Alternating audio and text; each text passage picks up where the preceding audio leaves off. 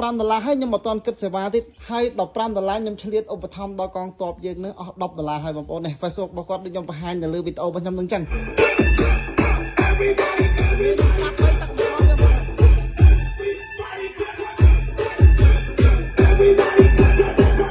បងប្អូនដល់គ្នាថ្ងៃនេះគឺយើងចេញទៅទៀតដល់បងប្អូនយើងដល់គ្នាជាមួយនឹងប្រភេទធុងសាប់3ទឹកបាត់មុខបងអតិថិជនគាត់នៅខាងដងតុងបងប្អូនណានេះជាមួយនឹងប្រភេទនេះគឺមានអំភ្លីជាប់នៅលើនឹងស្រាប់តែម្ដងបងប្អូនតើជាមួយនឹងប្រភេទនេះអំភ្លីនេះគឺគាត់យកប្រភេទអំភ្លី Trangster 10គ្រាប់ខ្លះឲ្យវិញបងប្អូនណា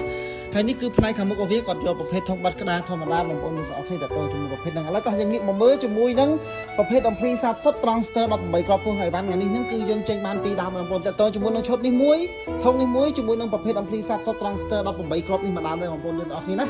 តើជាមួយនឹងប្រភេទហ្នឹងហើយតើជាមួយនឹងអីវ៉ាន់បងវិញក៏សូមអធិស្ឋានបងអតិថិជនអ្នកមើលទាំងអស់ដែរបងប្អូនទាំងអស់គ្នាដោយសារមួយយ៉ាងនេះនៅសារប្រទេសយើងមានសង្គ្រាមជាមួយនឹងបញ្ហាជាមួយនឹងប្រទេសថៃបងប្អូនទាំងអស់គ្នាណាដោយសារអញ្ចឹងហើយ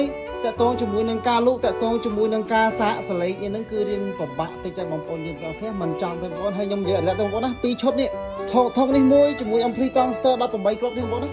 Trangster 18គ្រាប់នេះខ្ញុំចំណេញបានដល់$15ទេបងប្អូនពីអីវ៉ាន់ពីរហ្នឹង$15ហើយខ្ញុំអត់ទាន់គិតសេវាទៀតហើយ$15ខ្ញុំឆ្លៀតឧបត្ថម្ភដល់កងទ័ពយើងនឹងអស់$10ហើយបងប្អូននេះ Facebook របស់គាត់ដូចខ្ញុំបង្ហាញនៅលើវីដេអូរបស់ខ្ញុំនឹងចឹង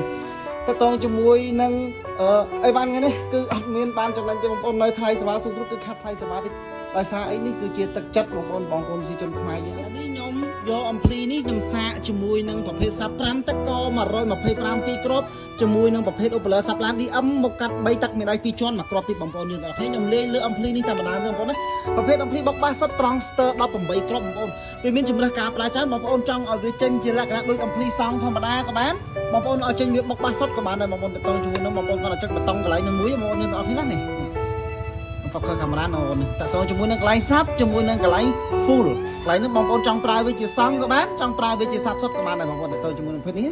ឡូវខ្ញុំភ្ជាប់ជាមួយនឹងអំភ្លីសង់ខ្ញុំយកលេងជាមួយឧបលើ2ទឹកក65មួយគ្រាប់អេគួយ450មួយគ្រាប់ខ្ញុំលេងដល់មលឺបងប្អូនយើងទាំងអស់សំខាន់ថ្ងៃនេះគឺយើងចង់សាកអំភ្លីសាប់អូខេតោះមកខាត់ពេលសាកសលេងទាំងអស់គ្នាជាមួយខ្ញុំអូខេ let's go